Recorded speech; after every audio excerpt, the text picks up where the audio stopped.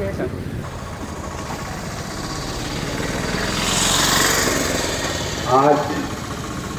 एक दिवसीय धरना प्रदर्शन का आयोजन यहाँ किया गया है। इस क्षेत्र की बहुत पुरानी और बहुत चर्चित मांग सड़क जो जर्जर हो चुकी है, गड्ढों से भर चुकी है, धूल से भर चुकी है, इस समस्या की सुनवाई नहीं होने पर अंधी बहरी सरकार को सुनाने के लिए इस धरना प्रदर्शन का आयोजन किया गया है, जिसकी प्रमुख भूमिका हमारे कांग्रेस के बहुत ही लोकप्रिय और जुझारू और सक्रिय पार्षद मुश्ताक अली विक्की भाई ने की है। अशोक साहू जी बहुत ही शानदार संचालन कर रहे हैं। इस कार्यक्रम में उपस्थित हमारी कांग्रेस की प्रत्याशी पूर्व जिलाध्यक्ष आदरणीय डॉक्टर रश्मि चंद्राकर जी, महासमुंद शहर कांग्रेस कमेटी के बहुत ही सम्मानित अध्यक्ष आदरणीय गुरमीत चावला जी, मंडल के बहुत ही सम्मानित अध्यक्ष पूर्व नेता प्रतिपक्ष आदरणीय खिलावन बघेल जी, हमारे महासमुंद के प्रथम नागरिक नगर पालिका महासमुंद के युवा खूबसूरत जुझारू सक्रिय अध्यक्ष आदरणीय निखिलकांत साहू जी, हमारे सेवा दल के बहुत ही सम्मानित जिलाध्यक्ष नितेंद्र बनर्जी जी, हमारे NSUI के बहुत ही सक्रिय जिलाध्यक्ष आदरणीय सहवाज जी, रत्नेश भाई, विजय बंजारे जी, उपस्थित सभी पार्षद साथियों, हमारे निर्दलीय पार्षद जी सक्रिय हमारे बैठे, राहुल भाई, जितेंद्र ध्रुव भाई भी बैठे हैं, सुशीला जी भी हैं, धर्मेंद्र भाई भी बैठे हैं, गुलशन भाई भी हैं, जय जवानंद जी हैं, मुन्ना देवार जी हैं, ईश्वरी संजय भोई जी भी हैं। क्षेत्र के बहुत ही सक्रिय जुझारू और जागरूक हमारे जनप्रतिनिधियों के साथ हमारे भाई बहन भी बैठे हैं, नागरिक भी बैठे हैं, हमारे बहुत ही सम्मानित भाई निर्मल जैन जी भी बैठे हैं और मीडिया के हमारे सम्मानित साथी भी हैं, आदरणीय शर्मा जी भी बैठे हैं। आप सबको नमन करता हूं, प्रणाम करता हूं। उससे पहले बहुत सारे वक्ताओं ने अपनी बात कही, मैं उन बातों को दोहराना नहीं चाहता साथियों, लेकिन ये हमारा अपना महासमुंद है। ये वो महासमुंद है जिसकी धरती पर हम लोगों ने जन्म लिया। तो जब जब इस धरती के साथ, इस पावन भैया के साथ, इस प्यारे से शहर के साथ कोई नाइंसाफी होती है, तो हमारे तमाम जागरूक नागरिक, तमाम जागरूक जनप्रतिनिधि, तमाम जागरूक कांग्रेस के हमारे साथीगण और तमाम हमारे पार्षदों के साथ मिलकर हम लोग अपनी आवाज को पहुंचाने के लिए धरना प्रदर्शन का काम करते हैं। और वैसे भी आजकल देश में और प्रदेश में जो परिस्थितियां बनी हुई है, तो मुझे भगत सिंह की वो बात याद आती है कि बहरों को सुनाने के लिए धमाका जरूरी होता है। तो आज एक छोटे से धमाके की शुरुआत भाई विक्की ने की है।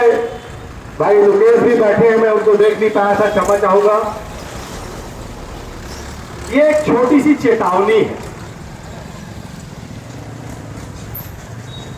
चेतावनी इसलिए है कि लोकतंत्र में पहले सूचना दी जाती है, फिर ज्ञापन दिया जाता है, फिर धरना प्रदर्शन किया जाता है और उसके बाद जब बात नहीं मानी जाती है तो फिर क्रांतिकारी तरीके से उसका हल निकालना पड़ता है। और कांग्रेस का इतिहास तो वैसे भी क्रांति का रहा है, आजादी का रहा है। तो ये एक छोटी सी मासूम सी चेतावनी समझ ले प्रशासन और यहाँ के जनप्रतिनिधि। बहुत दुर्भाग्य की बात है साथियों, पटरी के पार 11 पार्षद, 11 वार्ड है और जनसंख्या घनत्व के हिसाब से देखा जाए तो महासमुंद की आधी आबादी जो है वो पटरी के इस पार रहती है। पर दुर्भाग्य की बात है, मैं बचपन से देख रहा हूं न जाने क्यों एक सौतेला सा व्यवहार इस 11 वार्ड वाली जनसंख्या के साथ शुरू से होता आया है। ये मैं आज तक समझ नहीं पाया कि इस बार के लोगों के साथ ये सौतेला व्यवहार करने के पीछे का कारण क्या है। जबकि मैंने ये देखा है, राजनीति में आने के पहले से भी सुनता था और राजनीति के आने के बाद भी मैंने ये देखा और ये समझा, और ये जो मेरे पीठ के पीछे जो स्कूल है ये राजनीति का अखाड़े का मतदान केंद्र हुआ करता। जब जनप्रतिनिधियों को चुनाव लड़ना होता है और चुनाव जीतना होता है तो ये नया पारा, इमली भाटा, पटरी पार से सबको बड़ी मोहब्बत हो जाती। पूरा डेरा डाल देते हैं, पूरे लल्लो चप्पो करते हैं, खूब कयामत की रात में पटा बंटवारा भी होता है। पर चुनाव जीतने के बाद आपको भूल जाते हैं लोग। ऐसा क्यों? क्या आप वो बिक जाते हैं और बिक के वोट देते हैं? शायद इसलिए तो कहीं आप लोगों के साथ नाइंसाफी नहीं होती, या अपने वोट की कीमत आप लोग नहीं समझते, शायद इसलिए नाइंसाफी तो नहीं होती। राहुल, कुछ तो है।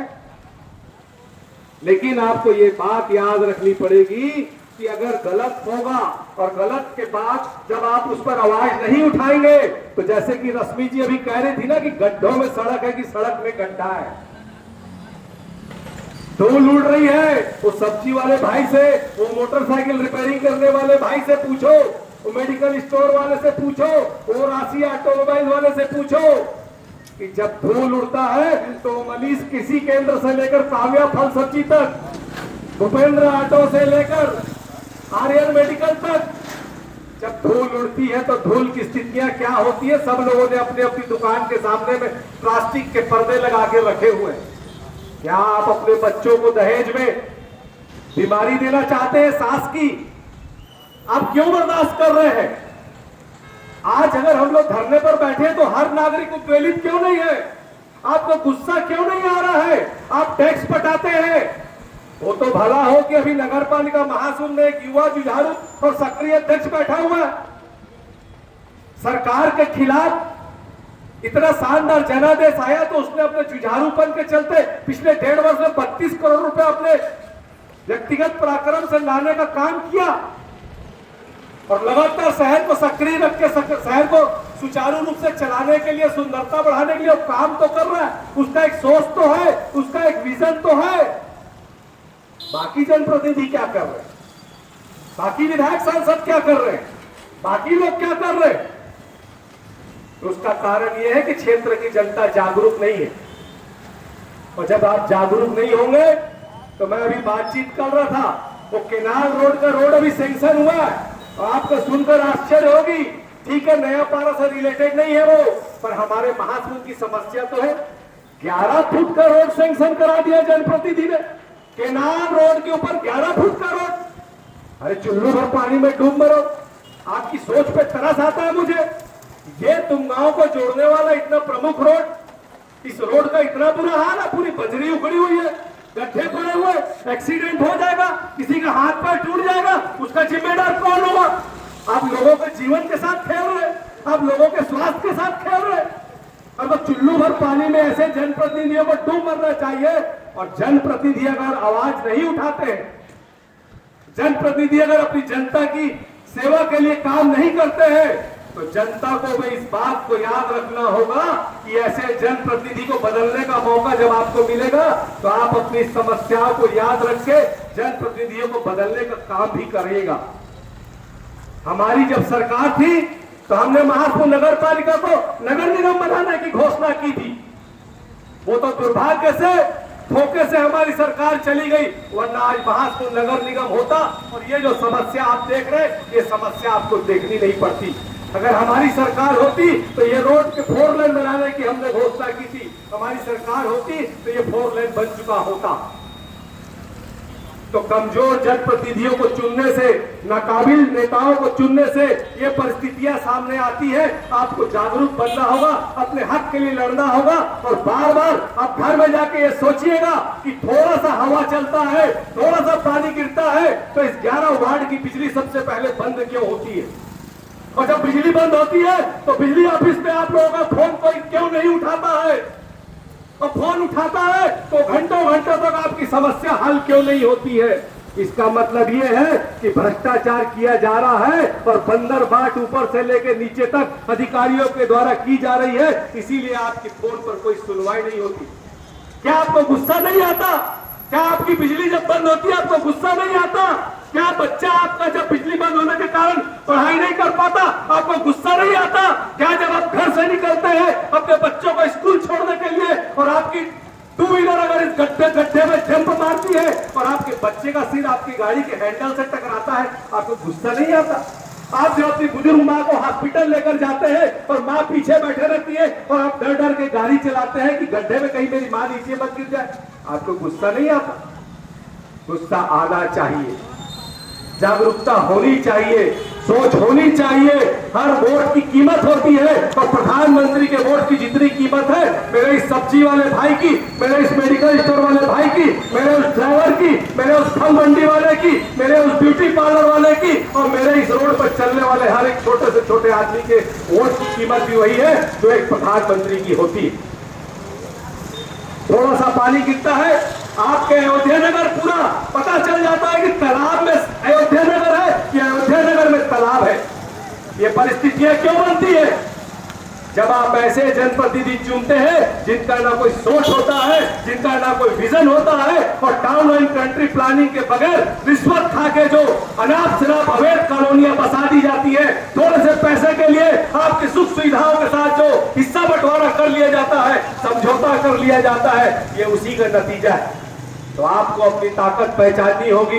ये वही अयोध्या नगर, ये वही नया पारा के निवासी है, ये वही पटरी पार के निवासी है। जब ये सड़कों पर उतरे थे तो आपको ओवर ब्रिज की सौगात मिली थी। जब ये सड़कों पर उतरे थे तो इनको शराब दुकान की हटाने की सौगात मिली थी। तो आप जब इस सड़क के लिए आज उतरने की शुरुआत कर दिए हैं तो निश्चित तौर पे मैं समझ सकता हूं कि इस मंच पे, इस स्टेज में जो लोग बैठे हैं ये ऐसे सक्षम लोग हैं कि जब ये अपनी अहंकार भरेंगे और जो नागरिकों का समर्थन और आशीर्वाद हम सबको मिलेगा तो निश्चित तौर पे आप आज के बाद देखिएगा इस सड़क के निर्माण की प्रक्रिया भी बहुत जल्द शुरू हो जाएगी। तो अंत में साथियों मैं सिर्फ इतना कहना चाहूंगा कि कर खुदी को बुलंद इतना कि बंदा खुदा अपने बंदे से पूछे कि बोल बंदे तेरी वजह क्या है। अपनी ताकत पहचानिए और आइए कांग्रेस के साथ मिलकर और हर वो इंसान जो इस देश की तरक्की चाहता है, जो इस प्रदेश की तरक्की चाहता है, जो अपने महासमुंद की तरक्की चाहता है, हम सब मिलकर अपने सुंदर से महासमुंद को और सुंदर बनाने की दिशा में प्रयास करें। और निश्चित तौर पर ऐसे जनप्रतिनिधि, ऐसे लोग जो विकास नहीं करना चाहते, जो भ्रष्टाचार करना चाहते हैं, जो राम भगवान को धोखा देना चाहते हैं, जो चढ़ावा चोरी करना चाहते हैं, जो भगवान का चंदा चोरी कर लिए, जो स्कूल बंद करके शराब दुकान खोल रहे हैं, जो लोग शराब दुकानों के बाहर में ओवररेट शराब बेच रहे हैं, जो लोग शिक्षा कर्मी की भर्ती नहीं कर रहे हैं, ऐसे लोगों को मुंह तोड़ जवाब दीजिए और विकास की इस धारा में अपना योगदान दीजिए। मैं अंत में यही बात कहते हुए अपनी वाणी को विराम देता हूँ और भाई मुश्ताक सिद्दीकी को बहुत बहुत बधाई देता हूँ कि उन्होंने इस शानदार काम की शुरुआत की। अशोक साहू जी और मेरे तमाम पार्षद भाई जो यहाँ पर आए हैं, नगर पालिका के अध्यक्ष भाई पहुंचे, हमारे पदाधिकारी जो पहुंचे, हमारे ब्लॉक कांग्रेस कमेटी, शहर कांग्रेस कमेटी के जो लोग यहाँ पहुंचे, निश्चित तौर पे आपके सीने में जो दर्द है इस शहर के विकास के लिए, इस क्षेत्र के विकास के लिए, मैं आपकी उस भावना को प्रणाम करते हुए इस पुनीत पावन कार्य की जो शुरुआत आपने की उसके लिए धन्यवाद देते हुए अपनी वाणी को विराम करता हूं। मुझे बोलने का अवसर दिया, धन्यवाद। जय हिंद, जय छत्तीसगढ़। बहुत बहुत धन्यवाद जी। आगे आभार प्रदर्शन के लिए मैं पटरी पहाड़ संघर्ष समिति के प्रमुख एवं वार्ड नंबर 7 के पार्षद भाई मुस्कुराहट मिट्टी। धन्यवाद अशोक जी। बोलो भारत माता की।